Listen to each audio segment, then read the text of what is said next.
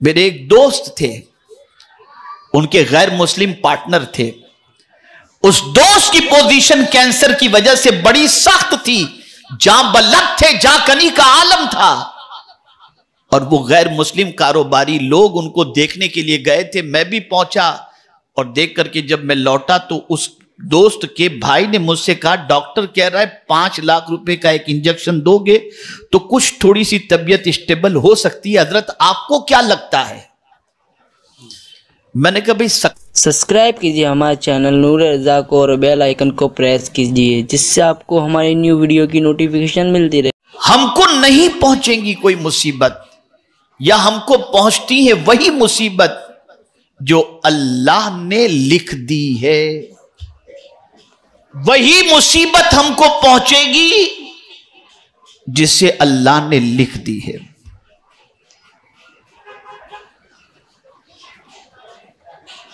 اگر اللہ نے مصیبت نہیں لکھی تو نہیں آئے گی، اور اللہ نے مصیبت لکھ دی ہے تو کوئی ٹال نہیں سکتا. یہ تقدیر کا سب سے بڑا مسئلہ ہے اور اسے ہمیشہ کے لیے ذہن کے اندر محفوظ رکھنا چاہیے. یہاں سے یہ بات سمجھ میں آئی کہ مصیبتیں آنے سے پہلے لکھی جا چکی ہیں، اور جب لکھی جا چکی ہیں تو وہ آئیں گی، اور اگر نہیں لکھی تو کوئی مصیبت نہیں آئے گی. اب اس کو میں ترکیہ کے معاملات کو سامنے رکھ کر سمجھاؤں. یوٹیوب پر آپ نے مناظر دیکھے ہوں گے، ننھے ننھے بچے ملبے کے نیچے سے 3 دن کے بعد زندہ نکل رہے ہیں. پانی کے بغیر بچہ جی نہیں سکتا، کھانے کے بغیر بچہ جی نہیں سکتا، لیکن اللہ نے زندگی لکھی تھی تو کوئی مار نہ سکا، کوئی نہیں مار سکتا. قدرت نے اس کی زندگی لکھی تھی، وہ جیے گا.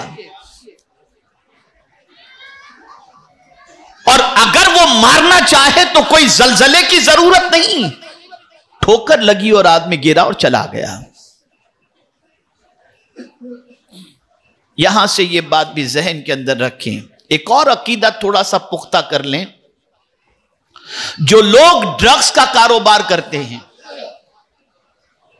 جو لوگ شراب اور جوے کا کاروبار کرتے ہیں، جو لوگ سود کا کاروبار کرتے ہیں،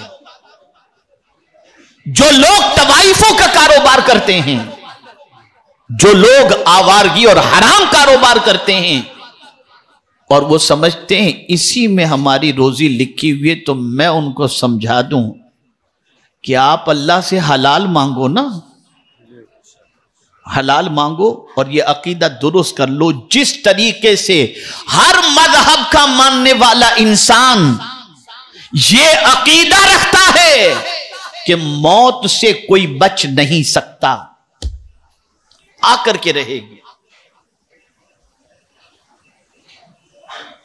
کوئی موت سے بچ نہیں سکتا.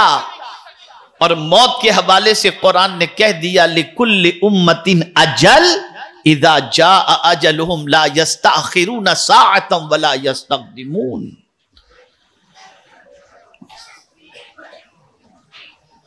اور پھر موت کی جگہ نہیں بتائی گئی، کہاں مرو گے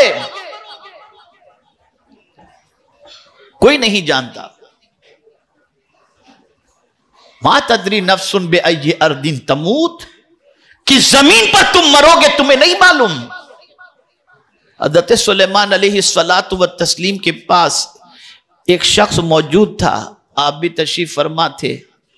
حضرت اسرائیل علیہ السلام لباس بشری میں تشریف لائے، اس کو گھر رہے تھے. اس شخص نے حضرت سلیمان علیہ السلام سے عرض کیا کہ حضور یہ مجھے گھر رہا ہے. تو آپ نے فرمایا تم کیوں گھر رہے ہو؟ تو حضرت اسرائیل علیہ السلام عرض کرتے یا سلیمان علیہ السلام، اس کی روح تو مجھے چین میں قبض کرنی تھی، یہ ابھی تک یہاں بیٹھا ہوا ہے. تو حضرت سلیمان علیہ السلام سے اس شخص نے معذرت چاہی، حضور یہ مجھے گھر رہا ہے، مجھے کہیں بھیج دو. ہوا میں اڑا کر چین بھیج دیے، وہاں اسرائیل علیہ السلام پہنچ کر روح قبض کر لی. मौत ऐसी सच्चाई है जिससे कोई बच नहीं सकता। मौत ऐसी सच्चाई है कि दुनिया का कोई इंसान इस सच्चाई से इनकार नहीं कर सकता। आइए मैं थोड़ा सा समझाता हुआ चलूं। मेरे एक दोस्त थे, उनके गैर मुस्लिम पार्टनर थे। उस दोस्त की पोजीशन कैंसर की वजह से बड़ी सख्त थी, जहां बलद थे, जहां कनी का आलम था।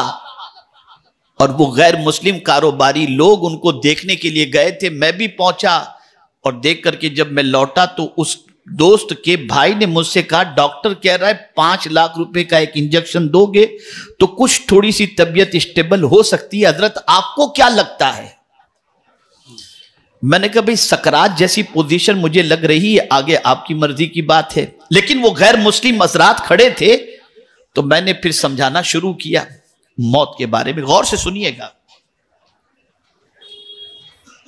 मैंने कहा अगर आप ये तसव्वुर करते हो कि इसे मौत से बचा ले जाएंगे, नहीं बचा सकते। मौत उसके वक्त पर आएगी और यही वो वक्त है जहां ताकतवर भी खुदा के सामने झुकने के लिए मजबूर हो जाता है। किस तरीके से? इसको कुरान ने मेंशन किया, फलौला इज़ा बलगतिल हुल्कूम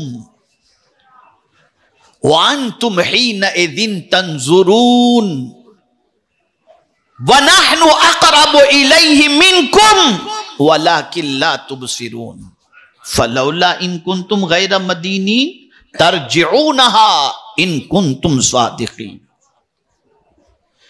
कुरान कह रहा है जब रूह हलक में अटकती है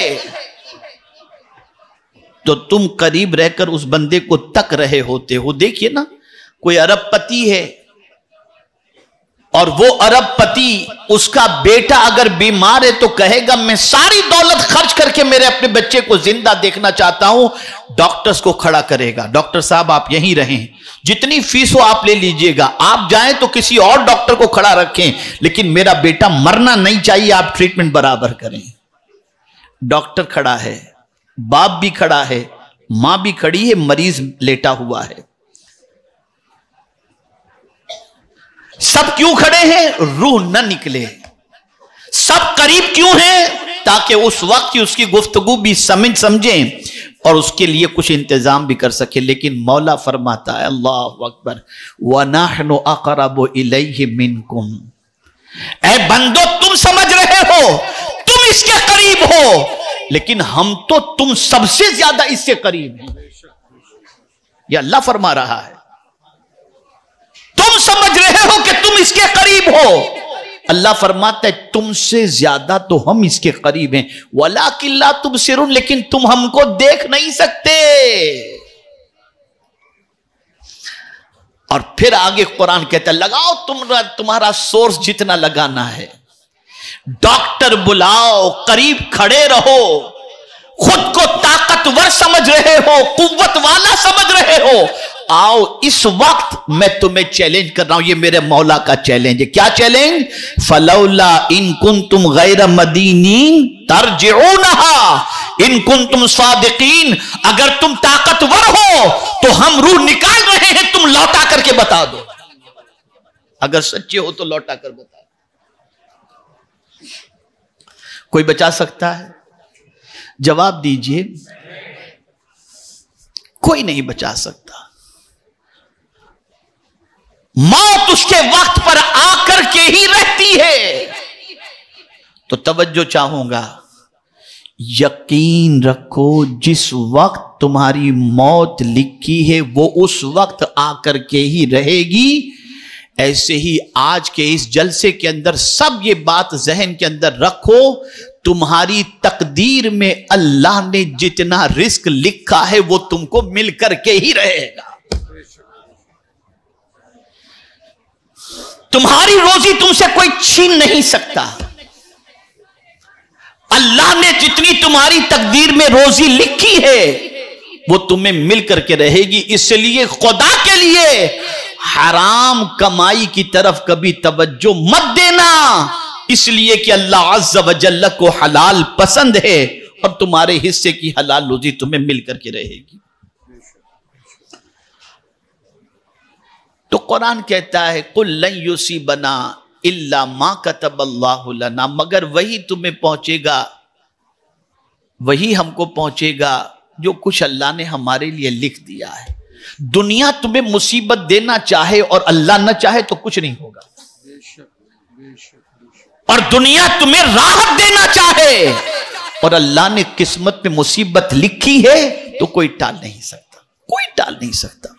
یہی وجہ ہے کہ اللہ کے برگزیدہ بندوں نے اللہ کے فیصلے پر اپنے آپ کو سرنڈر کر دیا۔ میری بہنیں موجود ہیں، ایک بڑی پیاری بات ان کو سمجھا دوں۔ ایک بڑھیا ضعیفہ خاتون جا رہی تھی، پیر کا ناخن نکل گیا۔ میں اکثر یہ واقعہ بیان کرتا ہوں جب موضوع کی مناسبت سے آ جاتا ہے۔ پیر کا ناخن نکل گیا، وہ مسکرا رہی ہے۔ ناخون کے نکلنے پر درد ہوتا ہے، ناخون کے نکلنے پر تکلیف ہوتی ہے، لیکن وہ بڑھیا مسکرا رہی تھی۔ لوگوں نے کہا مائی تجھے درد نہیں ہوتا؟ تو جواب میں کہتی ہے نہیں مجھے کچھ بھی نہیں۔ کہا مائی مسکرا کیوں رہی ہو؟ تو اب اس کا جواب سنیے۔ وہ کہتی ہے اچھا یہ بتاؤ کیا میں چاہتی تھی میرا ناخن نکلے؟ لوگوں نے کہا نہیں۔ کہا پھر کس کے چاہے سے ناخن نکلا؟ کہا رب کے چاہے سے۔ تو بولے میں اس لیے مسکرا رہی ہوں کہ مولا تو جس میں راضی اس میں میں بھی راضی ہوں۔ اگر لکھی ہوئی مصیبت ہے کوئی ٹال نہیں سکتا۔ ترکیہ کی مصیبت لکھی تھی، سیریا کی مصیبت لکھی تھی، ان کی موت اس وقت کی لکھی ہوئی تھی، آ کر کے رہی، کوئی بچا نہیں سکا۔ اب جب مصیبت، پریشانیاں، تکالیف تقدیر میں لکھی ہوئی ہیں اور ہم تقدیر پڑھنے کی طاقت بھی نہیں رکھتے کہ کیا لکھا ہوا ہے کیا نہیں لکھا، کل مصیبت آئے گی کہ راحت ہمیں نہیں معلوم، تو ہمیں کیا کرنا چاہیے؟ تو ہمیں فرمایا گیا کہ اپنے رب سے اچھی امید رکھو، اور جیسی تم امید رکھو گے مولا اسی طرح سے تمہارے ساتھ پیش بھی آئے گا۔ اس لیے کہ جو تقدیر لکھنے والا ہے، قلم تو خشک ہو گیا لیکن سب کچھ اس کے دستے قدرت میں، اس سے کوئی پوچھنے کی طاقت اور ہمت نہیں رکھتا، وہ جو چاہے کرے۔ ان ربک فعال لما یرید، کوئی پوچھنے والا نہیں ہے، وہ خالق ہے، وہ مالک ہے، جو چاہے وہ سو کرے۔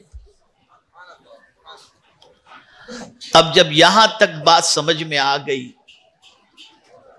کہ مصیبتیں وہی ہم کو پہنچیں گی جو اللہ نے ہمارے حصے میں لکھ دی ہیں، اور ہم نہیں جانتے کہ ہمارے حصے میں اللہ نے مصیبت لکھی ہے یا راحت لکھی ہے، تو اپنے رب سے اچھی امید رکھیں کہ مولا تو رحمان و رحیم ہے، ہمیں تجھ سے امید ہے کہ تو کرم کی نظر فرمائے گا۔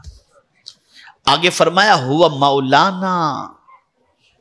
اب دیکھیے نا قرآن کا اسلوب دیکھیے، الا ما کتب اللہ فرمایا، اور فرمایا ہوا مولانا، جس نے ہماری تقدیر لکھی ہے وہی تو ہمارا مولا ہے، وہی تو ہمارا مالک ہے، وہی تو ہمارا پالنہار حقیقی ہے، اور خدا کی قسم اس سے بڑا کوئی مہربانی کرنے والا ہے ہی نہیں، وہ سب سے بڑا مہربان ہے، اور اس کی عطا سے اس کے محبوب صلی اللہ علیہ وسلم رحمت للعالمین ہے۔